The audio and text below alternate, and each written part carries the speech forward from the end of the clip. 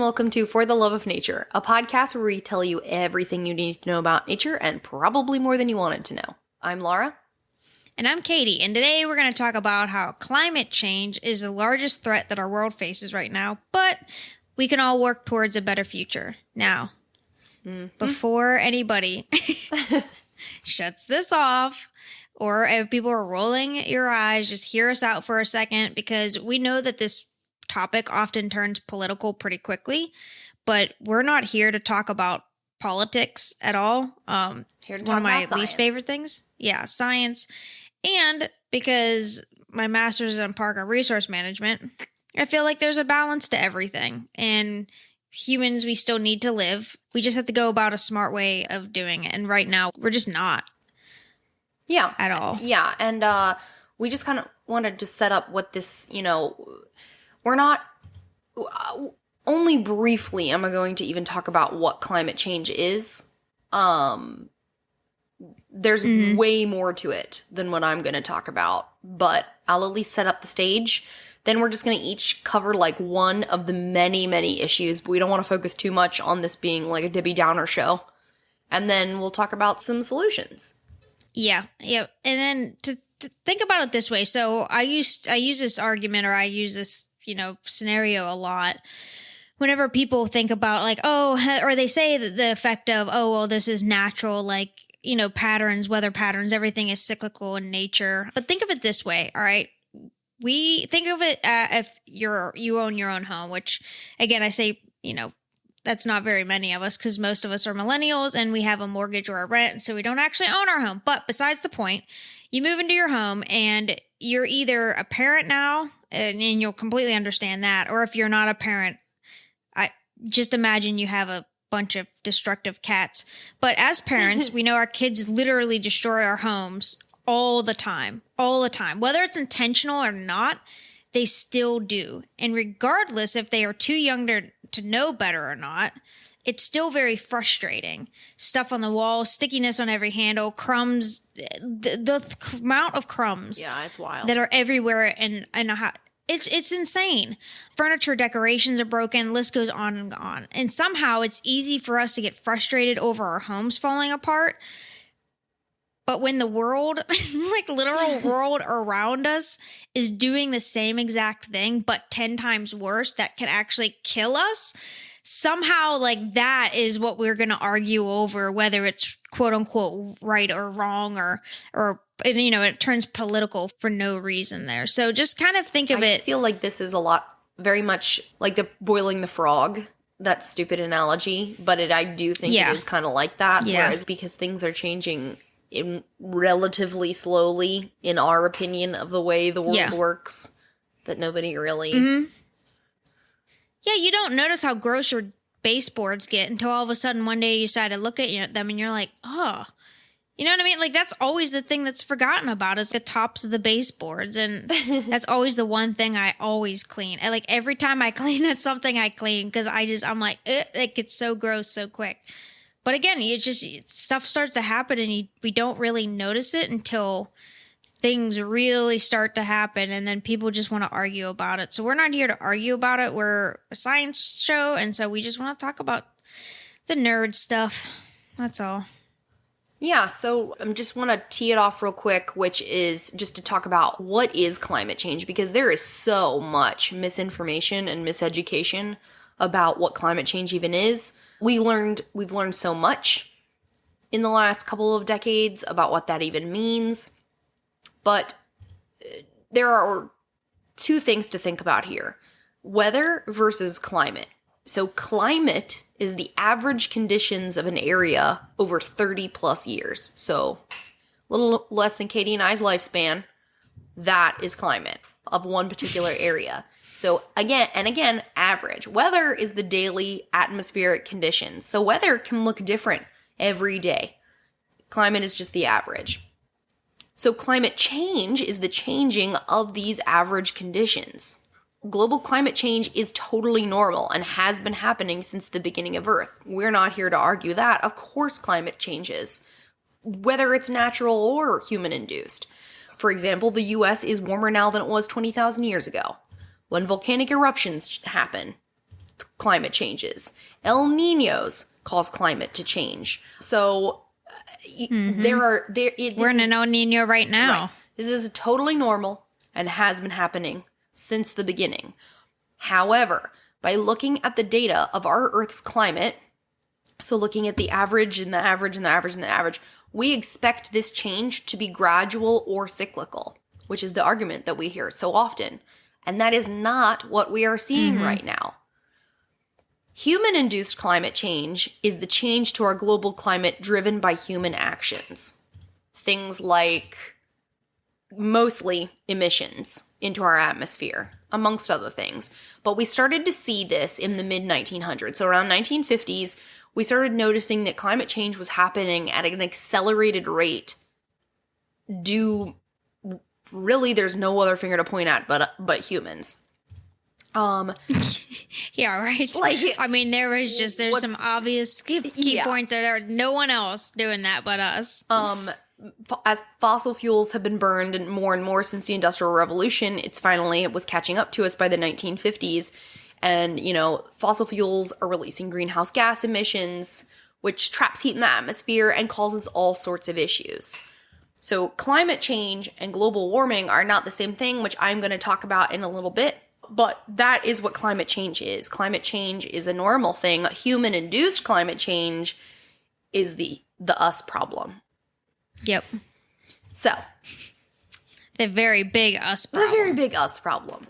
So I then wanted to lead that into what is one of the major things that we're seeing. Climate change is not the same thing as global warming, although they are often used interchangeably. And of course, global warming is very hot, topic politically, or when people want to get triggered, they talk about global warming. It's people. When people want to get triggered, they talk about global warming. Well, I think that whatever scientist coined that term has got to be regretting his decision, because everyone misuses that term. Or points to when it's snowing outside and is like, global warming doesn't happen. Yeah. Global warming, yeah. You shouldn't have ever had that exact term. But yeah. They had one chance to make an impact, and then they choose the wrong words, and they're like, dang it. Because now nobody takes it seriously. Everybody just argues over it. It's like, son of a gun. Yeah. Should have picked a different word. So, like I said, they're not the same, though often interchangeably. Global warming is one of the causes of climate change. So climate change, like I said, is a natural thing. Could be from volcanic eruptions or El Niños or whatever.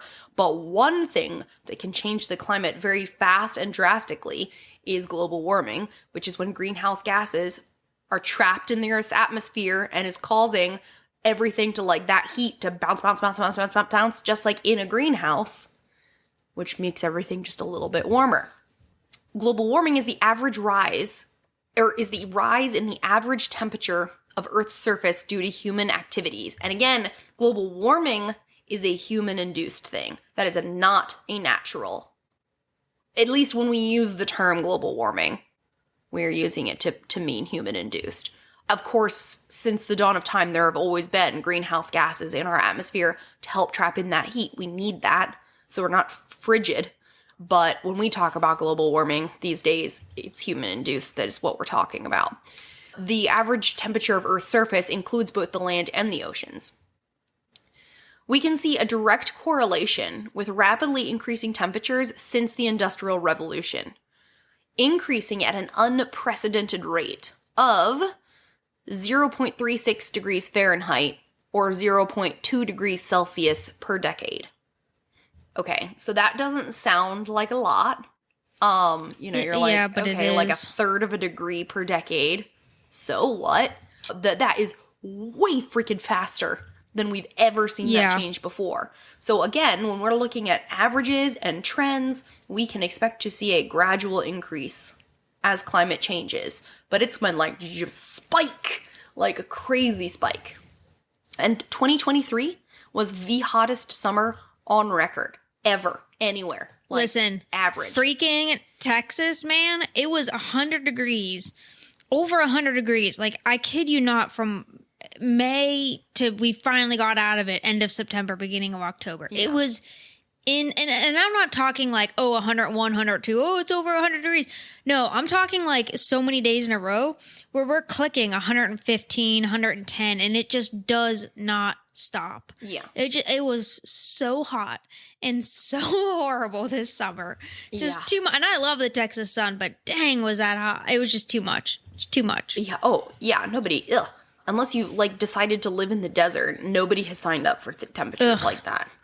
No. So this raising in temperature, or this spiking in temperature, or I should say, is causing havoc for our climate and for our planet in many ways. I mean, all you have to do is look up like effects of climate change, and there is a lot of them. We are only going to hit on, like I said, like 2, but if you want to learn more, there's plenty more to learn about out there. NASA has a great website about it. NOAA has a great website about it. United Nations, all of it.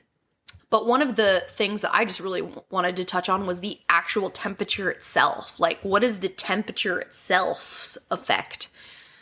Well, increased heat exacerbates wildfires. And boy, did we see that this past year with Canada and Hawaii, as well as all over the world. But by making everything so much hotter and that little bit drier, it extends wildfire season, which is making so much more burn for longer, which is then releasing more carbon into the atmosphere, or carbon dioxide into the atmosphere, which is a greenhouse gas, which is exacerbating the problem even faster. It's like a horrible cycle that we're just trapping ourselves in. And it is projected to increase wildfire season even in the rainy regions of the United States, like the Southeast, that wildfires are expected to be more of a thing. It's also, of course, correlated in an increase in heat-related illnesses and death. Like where Katy was in Texas, people were dropping like flies because it's so hot. The human body is not made to take temperatures like that. No. On the plus side, I guess, to all this is that there's an increased growing season when the temperature increases. So there won't be the frost won't hit as soon, which means that you could grow for longer, which I suppose could be a good thing for an increasing population that needs fed, but it will drastically impact agriculture and ecosystems. Like if you're like, okay, well, we can just grow another round of whatever crop we're doing. Will we feed people? Maybe.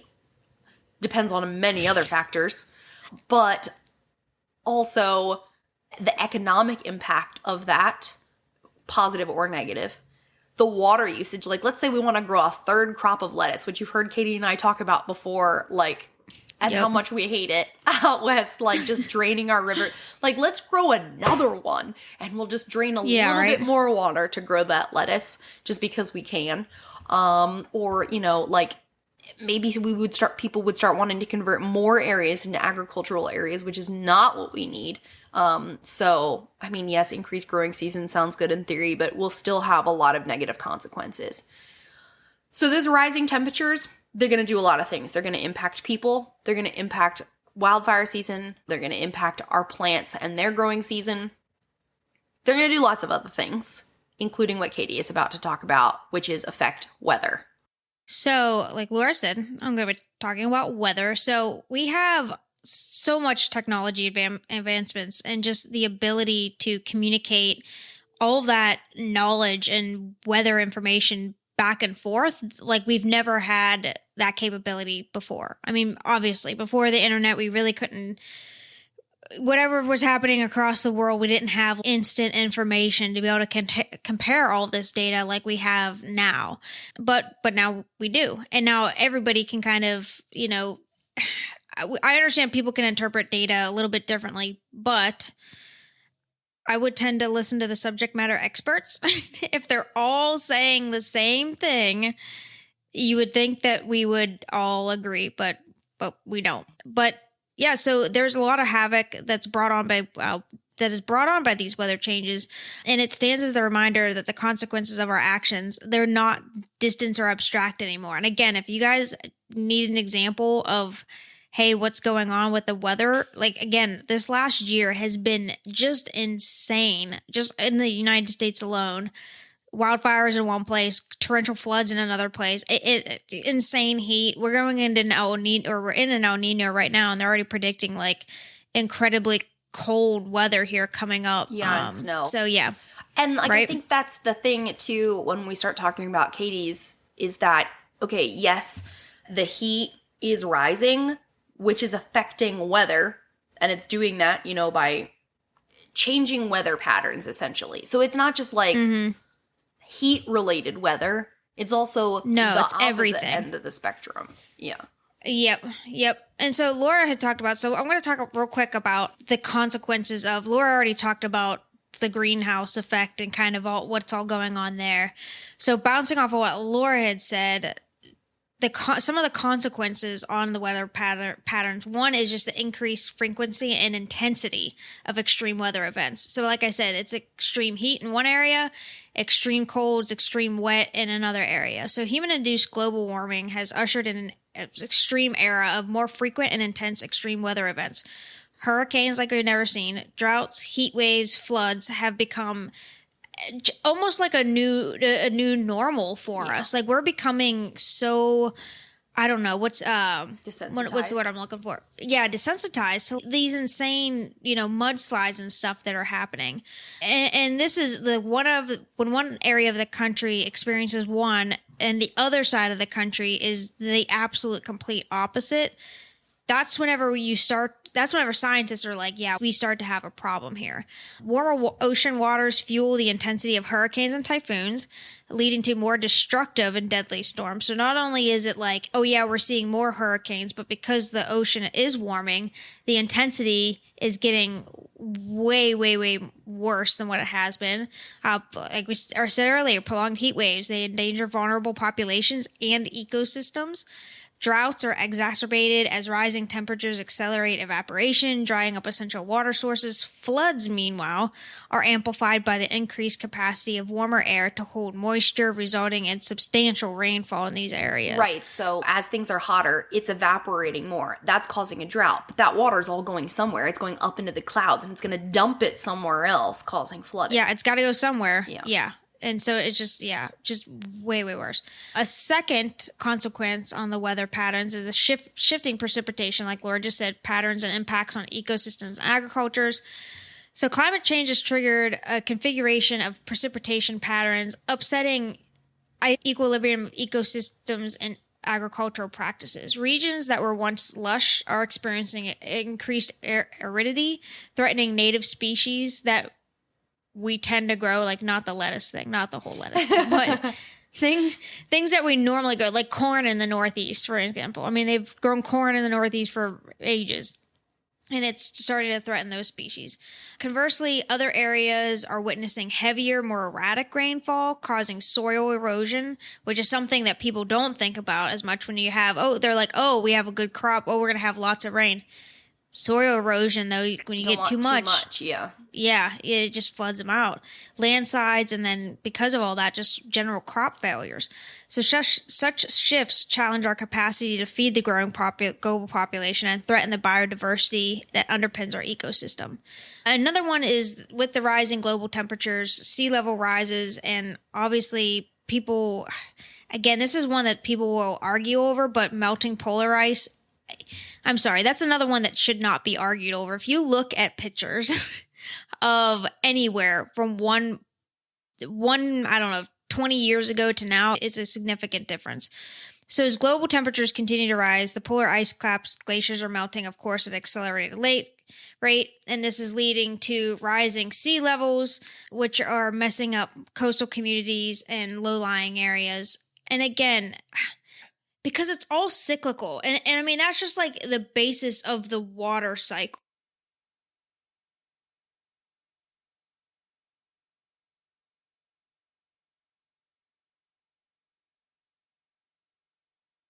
Yeah. And so, no. I was just going to say, so as these things start to melt because we're seeing increased temperature, it's changing the landscape, it's flooding the area. It's just like, it just keeps getting worse. And again, we have all of the evidence that's there. It's just people are choosing to ignore it.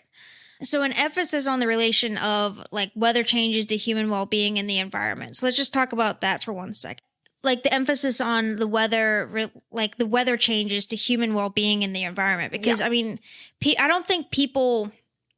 Okay, so we talked about the crops and everything, but I don't think people quite understand like the food scarcity issues that we have across the world and the issues that we have there, the water resources and just public health in general. So like weather changes, it does pose a multifaceted threat to various aspects of our lives. Several I should say, that I don't think people quite think about. One of the most immediate concerns, of course, is the impact of food scarcity. Climate-induced weather extremes, such as prolonged droughts, erratic rainfall, and extreme heat, disrupt agriculture systems and reduce crop yields. This results in food shortages, increased prices, which freaking chicken eggs, or just everything. And in some cases, there have been famines. Vulnerable communities, particularly those in developing countries, they end up bearing the brunt of these consequences, unfortunately. Well, it's not even just developing countries, but I mean, we should do a whole another episode on just like food scarcity, that, and just how environmental issues impact just poverty areas. It doesn't have to be like countries. It can even just be here in the United States. Yeah, like pockets. Like we have okay, Lord, what's it called? Food deserts within cities and things where there's just no grocery stores and stuff. But I mean, the shifting weather patterns too, it strains on water resources. So like I'm in Texas, all of our water resources come from man-made lakes, and people forget that so much. Like 30% of our water usage down here is just for landscape. Like it's just irrigation, so crazy. Which blows my mind because we're a drought state. We're already predicting, like, if we don't slow down, if we don't start doing stuff, like, we're going to have some big water issues by 2050. And people are like, I got to have a green lawn, though. Like, they don't think of it that way. They turn on the tap and there comes the water. Not like, it has to rain. It has to rain for those lakes to fill up and get water. And people don't see it as, like they, because I hear it all day, every day that, well, if I'm paying for it, then I should be able to use it. Like, that's fine. No, that's not the point. Like, yes, if you're willing to pay for that green lawn, great. However, it's limited here. Like, it's very, very limited. And I don't understand why so many people here in Texas don't see the writing on the wall, and states such as like California and stuff that have just, or in the Southwest in general, the water just resource constraints that it's just drying up. We've talked in the rivers episode about the Colorado River and the effects that it's going to have. And Texas is going to be hit by that too, as long as, I mean, many other states, and the repercussions and rippling effects that that's going to have. Or that just rich people shouldn't be able to be the ones that get all the water, because that mentality of like, well, if I pay for it, then I can use it. Well, if there's only so much, bucko. Yeah. Like, only so much of it. You don't get to have all the water. Like, yeah, just because you want to pay for it, that doesn't mean anything. Well, and on that note then, and so that ends up being I think one of the most troubling is the realization that climate-related weather changes is only going to further exacerbate existing social and economic inequalities, which is exactly what we were talking about, because the burden of these changes way disproportionately is held by the marginalized and disadvantaged communities, who often have the fewer resources and the less capacity to adapt to these situations. For instance, low-income communities are frequently located in areas vulnerable to flooding or extreme weather events, where housing and infrastructure tend to be inadequate. When disasters strike, these communities face greater devastation and a slower recovery. There are still places in New Orleans that that have just still never come back. And that's how many years after Hurricane Katrina happened? Like, it's been so long, and there are still places that just haven't recovered. Inequalities in access to healthcare and resources also mean that marginalized populations are less equipped to cope with the health consequences of weather changes from a variety of things, like heat stroke, down here in Texas, I know, and I know I keep using Texas as an example, but it's because I see it. Like look at over the summer how hot it was, and people like their AC just conking out, like, or the opposite. And then like when you guys had that crazy cold the other year, and it blew it up. Yeah, and it blew up I mean, that's a whole other thing, how disastrous our power grid is. But I mean, and that was the complete opposite, is like our power grid didn't have the capacity to withstand the winter. And so pipes were freezing over, and that caused all kinds of issues. And so we had so many deaths from that, not just from people who died like in directly related to like crashes or whatever on the roadways, but also we had quite a few deaths. Like I know down in Houston, at least, from people that were trying to get warm and turn on their gas stoves, and they died from that. That's horrible. Yeah. And so, and especially like in elderly populations too. I know there was a few different stories of elderly that they lost power, and then they didn't really have anybody to check on them, and they passed away because just nobody was there to check on them, and they lost power. So yeah. So in terms that just economic disparities, disruption of agriculture, water resources, just everything, I feel like because so many in the middle class and upper class tend to control a lot of the narratives and the stories that are going out, I don't think enough of the stories are going out of the people that are going to be hit first, which are those that are in the low income communities, like the ones that are hit the hardest all the time. I don't feel like their stories tend to get out as much as what I feel like it should or it could. At least the one thing that is that, so DC is a floodplain, and it has been flooding more and more over the last few years. So, like, at least the nation's capital, where everyone who should be voting to do should things, be, yeah. it's literally flooding out, man. Like, there are areas, like, when it rains hard that nope, can't go there. Yeah. But again, it's just people just don't. People, again, turn that into political instead of being like, hey, maybe we have a real problem here. Like, maybe this isn't just political. Like, you can have an opinion, but it is still a bad, it's still an issue, guys. Or even if you don't want to change it, we still need to work on mitigation at the very least. Yeah. But there's no reason to not change it. Okay, because this goes back to my whole degree, which is finding that balance. Because a lot of these people that are wealthy, they're investing in all sorts of things. All right. And when one thing crashes, yeah, something else is going to go up, but there's always a balance. And so if you want to make more money, like, and things start to tank, everything's going to start to tank when our economy starts to tank. You're going to only lose money. Like, it's not going to, how can I say this? It's not going to, I'm trying to think if there's any negative impact that people could see from just caring. Like, do you know what I mean? Like, people just don't want to change it. But even like the mega wealthy that typically lean to not wanting to do anything, like, they're only hurting themselves. I mean, yeah, but I think that's probably how a lot of people get to be that way, is because you are lacking empathy. That's the only way you get to be that rich. Yeah, but I'm serious. But at the same, but at the same time, I mean, they're only hurting themselves because, I mean, look at like all of the, if you dive deep into like, you know, who's at the government level, who's in like the Department of Agriculture, who has ties with different, like Monsanto, all these different things. When the environment and the climates and everything starts to go haywire, like all that stuff starts to go crazy. Like, yeah, prices are going to go up. Well, prices are going up because it costs more to do everything. And so it's just, yeah, you're just shooting yourselves in the foot time and time again. So on all of that note, though, so then what can we all do to change or help this stuff? Yeah, because of course we know, guys, that, I mean, most of you who are listening to this have heard this before. There's probably, it's not new to anybody. Maybe some of the details, but not the overall principle. So we all know we should really be doing something. But we also know that nobody's going to do anything if it's too inconvenient. Oh, yeah. Yeah. But again, and that's finding that balance of like, Yeah.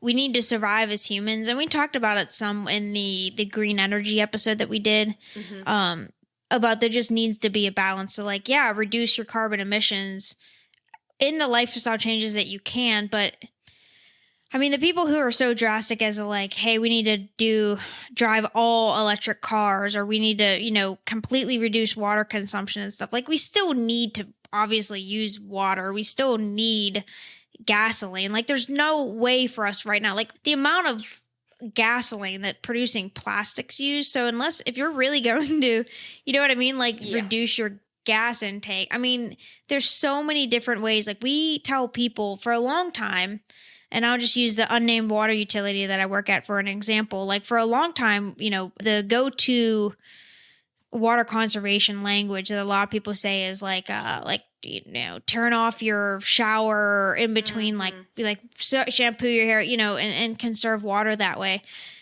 But whenever we're just talking about like economically reducing your water bill, like doing that saves such a small amount of water. Like, it really doesn't, like, that stuff doesn't have an impact. Now, not watering your lawn 80 bajillion hours a week, that definitely helps. But we actually found, like, I mean, just from an economic standpoint, the biggest way for people to reduce their water bill, because down here we have combined utilities, and so our trash is on our water utility bill. The biggest way that we found for people to reduce their water bill is to get a smaller trash can. Because part of that fee goes to having a bigger trash can that you pay more for. And so you produce less waste, you can get a smaller trash can, and you actually save a lot more money. And so, but you also have to give out a lot less waste. You know what I mean? Like, you have to throw a lot less stuff away. You have to recycle. You have to be smart about it that way. But again, it's all about a balance, because everybody's not going to... There are some extremists that are people, like, I have known somebody who was like, while the water is warming up in your shower, put it in buckets and then save it to go water your garden. Nobody's gonna do that. Like, who's gonna have the time or I'm sorry, that is way too much effort for my ADHD self to like think about that. Oh my God, to water some extra plants, like, no, that's too much. So I mean, be smart about it. Like, do you want to leave the shower running and then go do some chores and then come back? No, I mean, just be smart about it. But I know down here in Texas, the biggest way to conserve water is just to cut back on your watering and how much you're watering your lawn. So, I mean, there's small lifestyle changes like that you can definitely make. I mean, there's all sorts of ways. I would say, if you're really thinking about what would be the first steps of what you could do, you could always figure out, like, what even is your carbon footprint. If you're interested in all of that, like, go to a free calculator online, figure out your carbon footprint, and figure out what's the stuff you could do to make things better. Or, like, a lot of, here in Maryland, there's all sorts of incentives as a homeowner to, like, you can do things to your house to reduce your carbon footprint, like, significantly. Like, insulate your home better and get different HVAC stuff and, like, all these things. And that will save you money. There's a ton of rebate programs. Yeah, there's a lot of rebate programs out there that'll, like EPA, they have a carbon footprint calculator. I just looked. And yeah, so the EPA has one. But there's all sorts of, like, the Energy Star saving things. Yeah. And you can get rebates back for a lot of those programs. I know... Again, down here in Texas in the unnamed water utility that I work for, we have a program that, because toilets use the older toilets use a ton of water whenever you're flushing them. And so we have a program that it's a voucher program for those that qualify. You can exchange your toilet for a low water use toilet. And I mean, and that sees a significant, difference as far as whether it's going to break, but even per flush as the amounts of gallons you can use. And so we do a voucher program, but there's tons of rebate programs too that if you just look at your local city or just Google or like our electric city rebates. Here, our electric utility will actually give you money off if you have certain appliances that are Energy Star appliances. Yeah. So I would say, like, yes, lifestyle choices as far as, like, everybody should be recycling and everybody should be doing certain things like, trying to drive less and walk more and all that, which we all know about. That stuff is so minor. And yes, everyday actions absolutely do matter. But Yeah, if you they add wanted to up. They have, for sure. like, I think if you can and you can afford it, or you're trying to do something more than that, would be to like figure out your energy efficient, like make your house energy efficient, make your vehicle energy efficient, like the bigger things that are using more resources, like your home. That would probably be a really good, Like a dryer. right? Dude, yeah, dryers use up so much electricity. It's insane. Like, Yeah, like that was put up a one, clothes I rack. yeah, I didn't realize how much dryers use until I was actually in Australia, and they showed us like, because they were like, yeah, we're just gonna hang our clothes up to dry unless you absolutely have to dry it, and we were like, what? And then they showed us like how much just a dryer actually uses it, and it's wild the amount of electricity it uses that it really shouldn't use that much. Like you really wouldn't think Yeah. that it would use that much. And then I feel like, a lot of this, like, what can we do to help climate change? Again, this is very much like a socioeconomic, cultural, I mean, like, of course, we're giving you guys solutions for people who can do those solutions for US people, Yeah. not necessarily people in third world countries. I mean, I think that because the burden falls on the lower income, it is up to the middle and upper class to find the solutions. Yeah.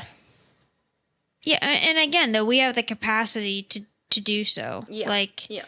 whenever you have to buy something new, try to buy one that's, something that's energy efficient, and just make a smarter purchase, or just don't buy as much crap. God, I mean that I like think that that's alone. becoming like a more like a thing though. Like I feel like our generation in particular is very much less consumer. Just don't buy as much stuff. Yeah. Oh my gosh. Yeah. Well, I mean, we're millennials. We can't afford anything. Yeah, that's true. Anyway, we're drowning in debt and can't afford a home. We're all It's just fine. getting We're used things or like right. repurposing. And We're fine. We're fine. Everyone's fine. Well, anyway, did you have any other ones? I mean, I have a bunch of lists of other random things, but I feel like it's all stuff that that listeners have heard. Just do what you can with the time that you can. Know that your actions do matter, but also put your money where your mouth is. If you Yeah, and I mean there are like if you do want to get involved in from a government political standpoint, I mean even the best, honestly, I think the easiest thing for you to do is get involved at the local level, because there's tons. Every city out there has like committees for like urban planning and transportation. You know what I mean? Like they have Yeah, they have all kinds of groups and stuff like that at the city level that make decisions, and that you can have a voice and an impact there. And there's all kinds of different things. I mean, even trash cleanup at a river. There's tons of small little things like to your do. HOA association, or like if you want to sit on a board somewhere and help make decisions. Yeah. I mean, and so there's a way that, I mean, that has a much bigger impact on then trying to, I guess, go lobbying, because people will ask, what can you do to help? And if you just Google things like that, oftentimes you'll see people being like, okay, well, here's like all the biggest laws that are being passed. And it's like, what are we supposed to do as like common people? You know what I mean? Like, I have no control over all that, really. I mean, yeah, you can elect your local people, but other than that, I mean, it's really out of our hands for a lot of it. And so, but you can have a much, much bigger direct impact, you personally, if you just take it at the local level. Yeah. So we try to make it a little more positive. Yeah. I mean, we can make a change. It's not too late. And it's, because we know more now, we've got a lot more ahead to make decisions about. And it's not like this isn't well, we're at the point of no return here, guys. Screwed now. I mean, yeah, things right. suck, but we can turn it around. Yeah. Because it's only going to keep getting hotter in Texas. It's only going to keep, we're only going to keep seeing these more drastic changes until people finally decide, maybe we should do something. So we all start doing something now. Hopefully we can get everybody else on board as well. All right, everyone. Well, if you want to reach out to us on Twitter and Patreon to support us so we can keep bringing you episodes week to week, I mean, I know I would appreciate it. Yeah. I'm sure Laura would too. Yeah. Now that Halloween is over and people are already starting to think about Christmas, you should really check out our store because we have amazing Christmas wrapping paper. We have wrapping paper. Plug it every time, guys, until Christmas. Get our wrapping paper. It's amazing. All right, thank you guys for listening, and go ahead and tune in next week. I don't even know what episode it is next week. Well, listen and find out and be surprised just as much as I will be. Yep. Hopefully you know a little bit more and you're a little bit more curious. Tune in next week, everybody. Bye.